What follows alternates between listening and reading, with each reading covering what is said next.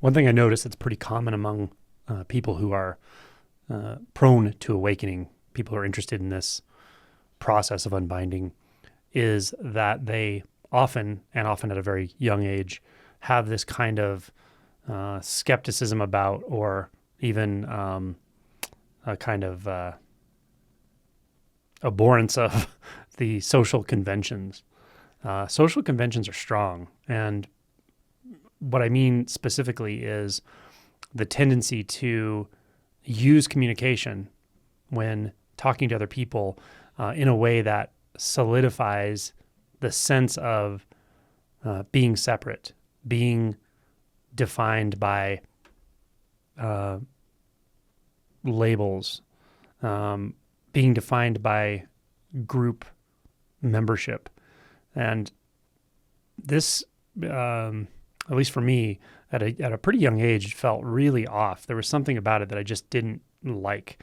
The tendency to talk about yourself and others in this way that solidifies or reinforces this sense of being in a box, right? Being this way or that way, being part of this group or that group. And for me, it was very alienating as well, because it felt like my interpretation was there was something wrong with me, right? My interpretation was I'm the one that doesn't know how to fit in, or I don't know how to relate to people, or something like that. It didn't really cross my mind that there was a hypnotic group shared delusion that almost everybody was under the spell of, or pretty much everyone. It didn't really appear that way to me. It just appeared like I just don't get it. I don't get why people speak in the way they do and talk in the way they do and bond in the way they do, because it felt so unreal to me, or superficial, or just unsatisfying. And I find this to be the case for many people who are prone to awakening. As I mentioned at the beginning, often people will say they feel like an alien in their own life, or they feel like they don't fit in, or they don't know who their tribe is, or they don't get people, or they just don't know how to have normal conversations and feel good about it, right? Like, sure, we all know how to get through and make small talk sometimes, or just speak about the things people want to speak about, but it never really feels satisfying, or rarely. And then when you have a shift in identity, when you have an awakening, suddenly that discord feeling is kind of gone for a while, because the illusion of being separate, the illusion of being someone here, and then there's someone over there, and there's a room full of someone's, and everybody's discrete and apart and different and separate, that just kind of falls away for a while, right? You feel so interconnected, and there's such a sense of flow and unity, in a sense, that you don't really feel that discord or that that suffering, that resistance for some time. Of course, once that honeymoon period wears off, then you actually feel it in a much more direct way. In one sense, you could say it's more intense, but what's changed about it is there's a lot less dissociation, and there's a lot more direct experience of emotion. And then you realize that the emotion is what was underneath the whole time. The connection starts to dawn on you, that the connection between emotional repression and using this tendency of social conventions to talk about yourself and others in certain ways, and to communicate certain ways, and to do it frequently, you realize that those are actually connected. Like we're doing that to continue to repress emotion.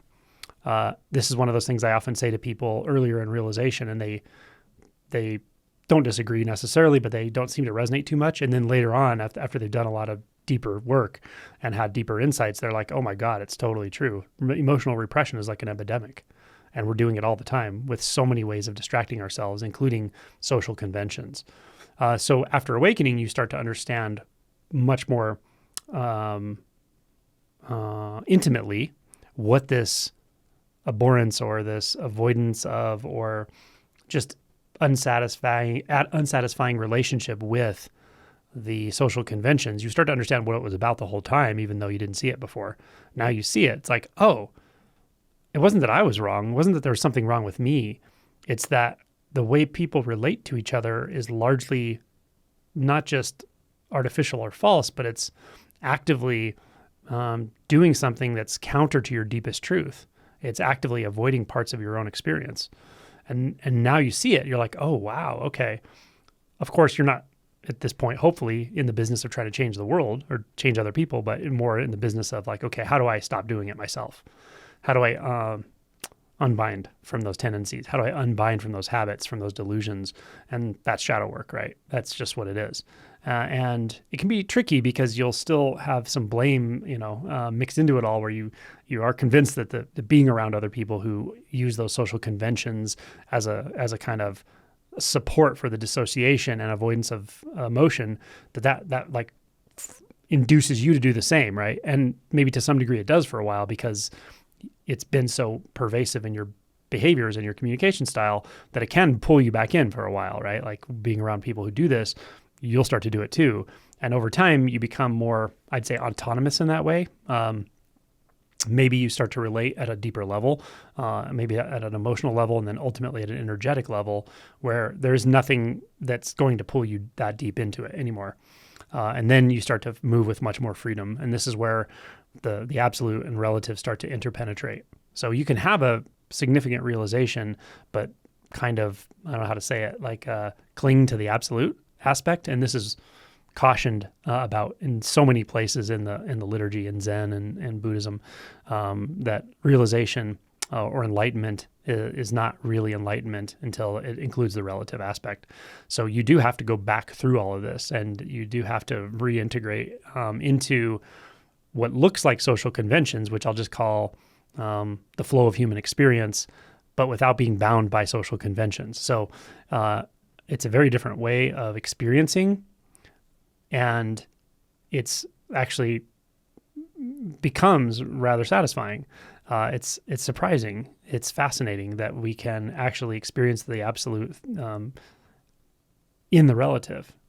In reference to the 5 ranks, Tozan's 5 ranks, where it starts out with we realize the relative within the absolute, and now the second part is we're realizing the absolute within the relative, and that means in the myriad experiences, including experiences that would be considered delusive in nature, distorting in nature, fixating in nature, we can still find the absolute as expressing as the relative, which is rather fascinating.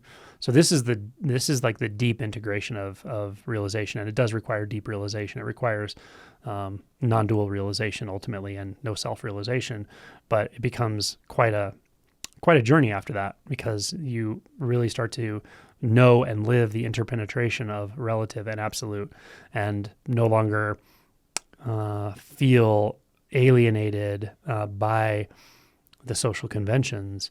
Rather, you can actually celebrate the social conventions because you're not bound by them, and you can penetrate right into the absolute through the social conventions, regardless of circumstances.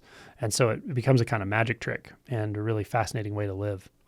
So yeah, I understand if you feel socially awkward, or there's a lot of resistance around social conventions, or just trying to reinforce the illusion of being a separate person and talking to people in the ways that we talk to each other, that reinforces it all day long. I know that's challenging, but as realization deepens, it will clarify in a really, really lovely way. So be patient, do the work, especially do the shadow work, and don't try to cling to the absolute aspect too much, because that becomes a different kind of fixation, a different kind of dysfunction in and of itself. But once you realize both the relative within the absolute and the absolute within the relative, and those realizations are interpenetrating and simultaneously existing, things get much more free and much more interesting.